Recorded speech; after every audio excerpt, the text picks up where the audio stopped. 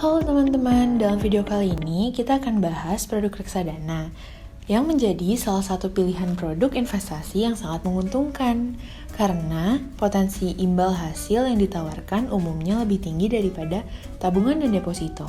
Dengan pengetahuan yang lebih tentang produk reksadana sebagai salah satu instrumen penting untuk investasi, pastinya kita dapat memilih produk reksadana yang tepat sesuai kebutuhan investasi dan profil risiko kita. Apa itu reksadana?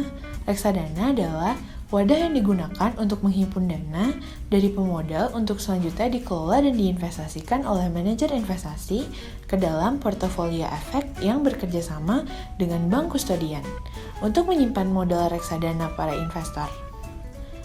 Berikut penjelasan tentang mekanisme reksadana. Para investor mengumpulkan dana pada satu wadah investasi, kemudian dikelola oleh manajer investasi sesuai dengan tujuan investasinya. Manajer investasi akan menginvestasikan dana investor dalam bentuk obligasi, saham, dan pasar uang. Bank Ganesha di sini sebagai agen penjual efek reksadana.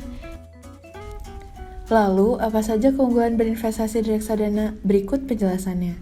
Murah, dikelola oleh profesional, liquid, fleksibel, transparan, diversifikasi.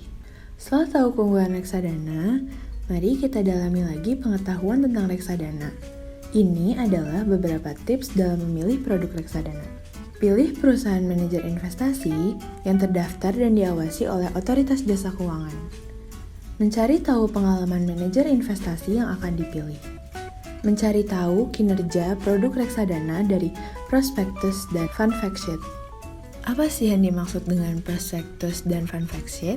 Prospektus adalah dokumen legal antara lain berisi tentang detail produk, portofolio investasi, rekam jejak manajer investasi, dan informasi lain yang calon investor butuhkan.